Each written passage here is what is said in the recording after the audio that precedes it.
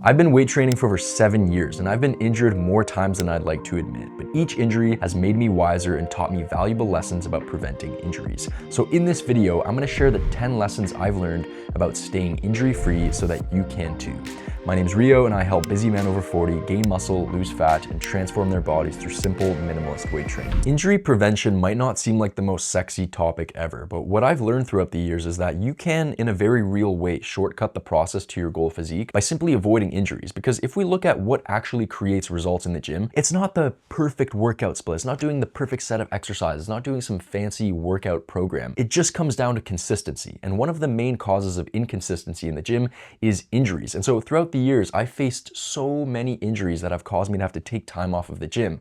Whereas if I would have been able to just simply avoid those injuries and those setbacks without doing anything fancy, I would have compressed the time that it would have taken me to get to my goal physique because I would have just been able to stay consistent. And so if you're constantly taking a step forward and then 2 steps back because you're constantly getting injured, it's gonna take you much longer to get to your goal physique. Whereas if you avoid those injuries, you'll be able to just stay consistent week after week. And that in a very real way will shortcut the process to your goal physique. The first key to preventing injuries in the gym is to avoid training too much and too often. Most people think that injuries in the gym are caused by training close to failure or lifting heavy or dropping the bar on your neck on the bench press or getting folded in half on squats. But the truth is, what causes most injuries in the gym is actually overuse. And overuse is basically where you get micro traumas in your muscles, your tendons, and your ligaments from the repetitive stress of using the same body part over and over again. And so it's not lifting heavy that causes injuries. It's not training to failure. It's actually doing too much volume and training too often. The next key to preventing injuries is to add weight to the bar slowly. Throughout the years, I've been reinforced with the lesson that the long road is the fastest when it comes to weight training. Progressive overload is really the key to building muscle. Progressive overload just means adding weight or reps over time. It just means getting stronger, right? And there has to be an element of progressive overload in your training or your body will simply not improve. However, it must not be rushed. And so a lot of times you can make quick progress for short periods of time where you slap weight onto the bar really quickly, especially if you're newer to training, that's something you can get away with. But then I've realized that it almost always backfires in the long term because you make really fast progress, but then you hit this bump where you either stagnate, you regress, or oftentimes you get injured. And so it's really important, have progressive overload in place, like have a progression system within your training program, right? But don't add weight to the bar unless you have earned the increment. And so I was actually having this conversation with my group coaching clients not long ago where, after going through my material, they understand how big I am on progressive overload and how important it is, right? And so a lot of them, they would get to the point in the progression system where it would be time for them to add weight to the bar, but they had this conflict in their mind where they were like, this is feeling really heavy. I don't know if I've earned this yet. I don't know if I should add weight. Maybe my form will degrade. Maybe I'll get injured. And I basically told them like, hey, if you don't feel like you're ready to add weight to the bar, then don't. And this whole idea came from the impression that they thought they had to add weight every single week in order to continue gaining muscle. But the truth is, you can stick with the same weight for sometimes up to 3 weeks before the muscle growth stimulation stops. And so if sometimes you feel like you're not ready to add weight to the bar, that's okay. You can stick with the same weight and the same rep target for like 2 to 3 weeks. Just try and master the weight, right? Just like try and control the weight better. Try and do it with better form. And then that ensures that you're not going to be adding weight to the bar before you're ready, right? And so as far as progression systems, I am a huge advocate of the double progression method. The double progression method is simply where you work in a rep range, let's say 6 to 8, and you focus on progressing with reps until you hit the top end of the rep range, and then you add a bit of weight, you drop to the bottom of the rep range, and then you just work your way back up again over time. But it's really important that you don't try and game that system. You want to follow it step by step. So for example, if you're 1 week doing 225 for 6 reps on the bench press, the following week, just try and go up to 7. Don't try and hit 8 right away. You know what I mean? And then after that, after you've hit 7, then try and hit 8. And then once you've hit 8, then you assess, okay, am I ready to add some weight?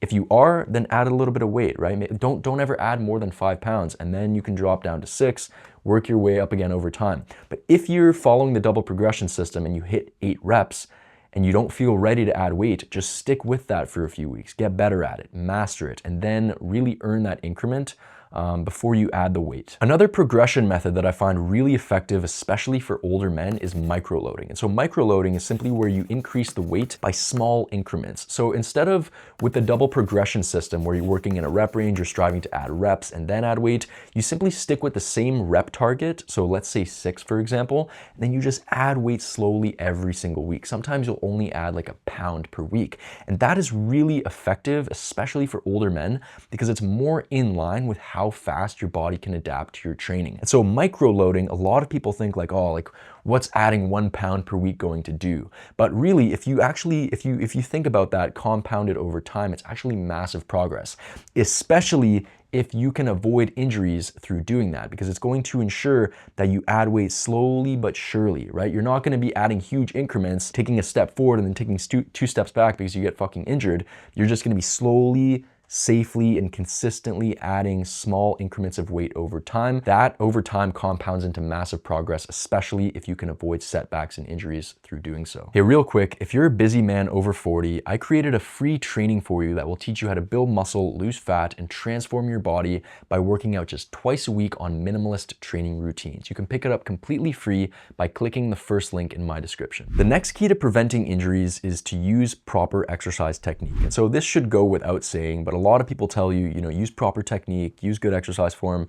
Most people don't actually define what that means. And so first and foremost, that means using a weight that you can control. And so I'm not saying that you have to count 4 seconds down, 4 seconds up like they do in the bodybuilding world, but you have to make sure that you can control the weight that you're using. A lot of people use weights that are way too heavy for them and they can't control it, and they're just bouncing and jerking the weight, and they're risking injury, and they're also not even stimulating the muscles that they're trying to work, right? And so I have a litmus test that I like to use to make sure that you're using the right weights and using weights that you can control. And that's called the pause test. And so on any given exercise, if you can't pause for a second at the bottom and then get it up again, you're probably going way too heavy. And so that's actually something that I would recommend, is that on a lot of the exercises you're doing, I would recommend incorporating a small pause at the bottom to ensure that you're stimulating the muscles properly and you're using weights that you can control. And obviously you can't do this on every single exercise, but on exercises like the bench press, for example, like pause for a second on your chest before you press it up. On the overhead press,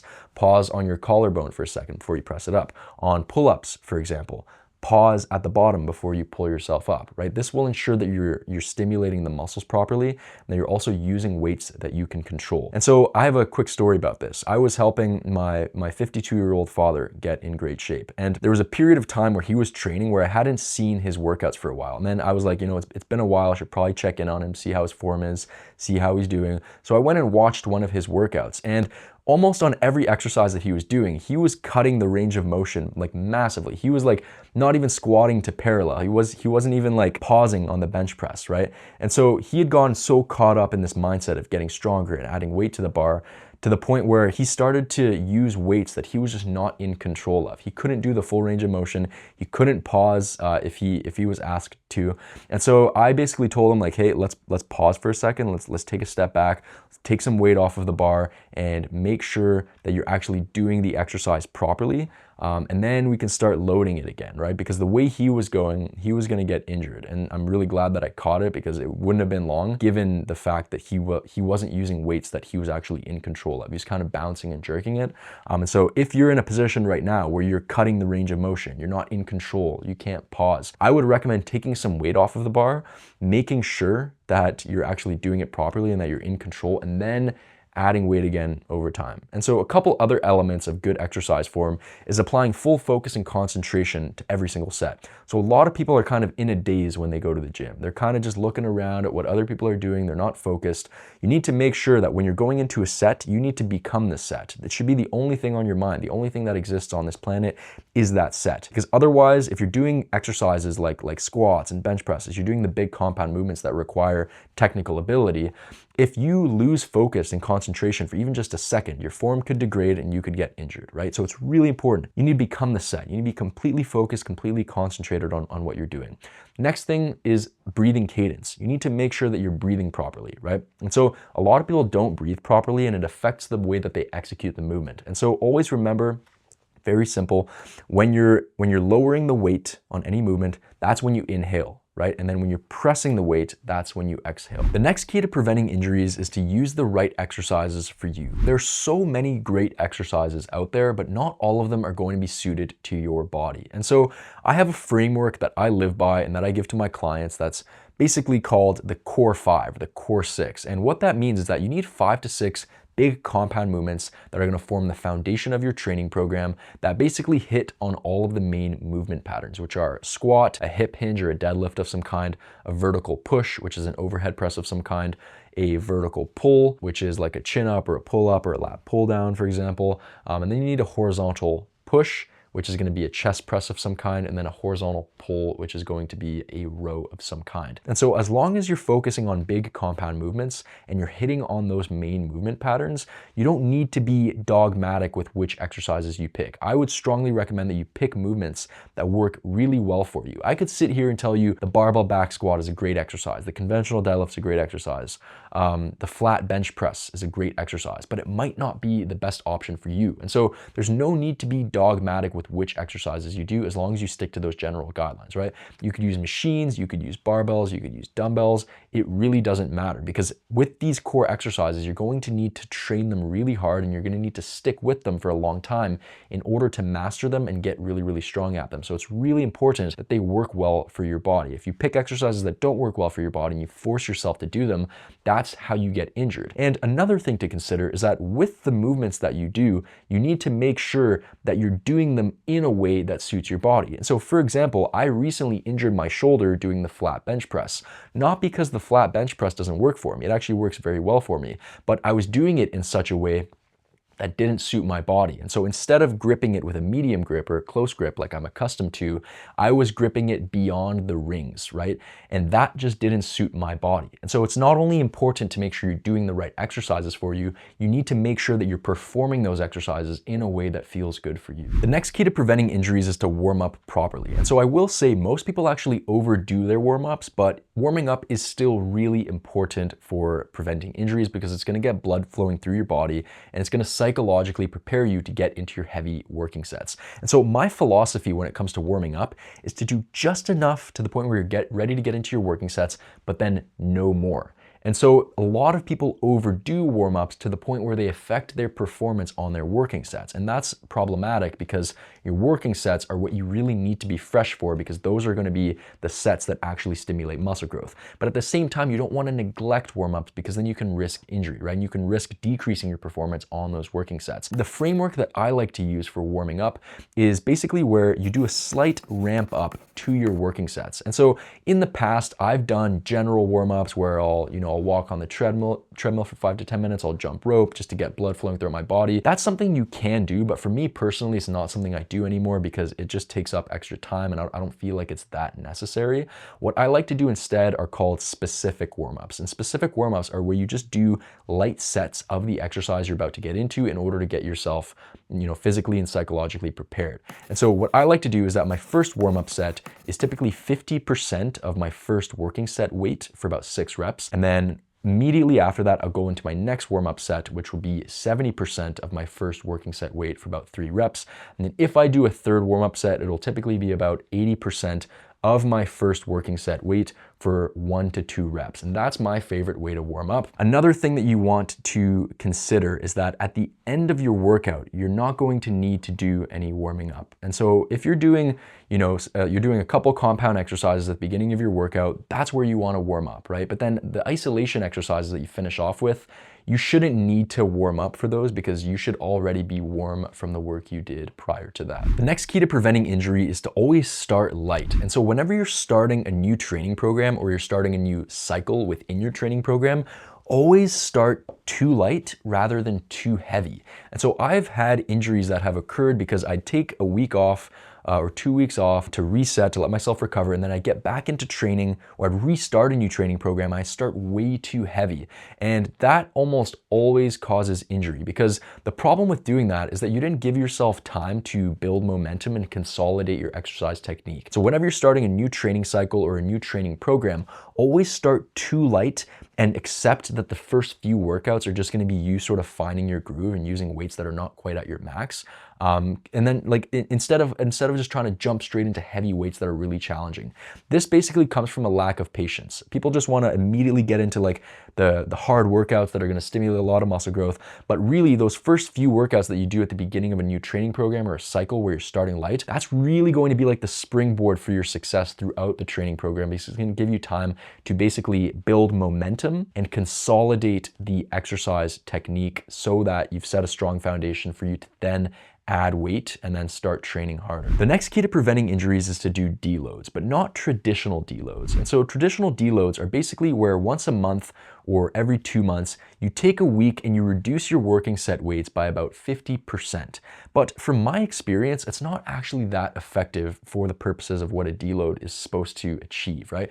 A deload is supposed to help you recover and basically reset. And what I found is that it's much more effective to just take 7 to 10 days off of training completely to allow yourself to rest and recover. If you find yourself needing to deload every month, then you're probably training with too much volume or you're training too often. You probably need to fix your overall training program and give yourself more recovery days throughout the week, right? And some signs that you need deloads are basically if most of your exercises are plateaued in the gym, if you're constantly feeling unrecovered, if you're dealing with aches and pains all the time, and you're lacking enthusiasm for your training, those are all signs that you need to take a deload. And so I like to do it every 2 to 3 months. And what I'll do is that when I return from my deload, from my 7 to 10 days off, I will basically reduce the weights that I was working with previously by about 5 to 10%, and then I'll work my way up again. And that basically achieves what we were talking about before in terms of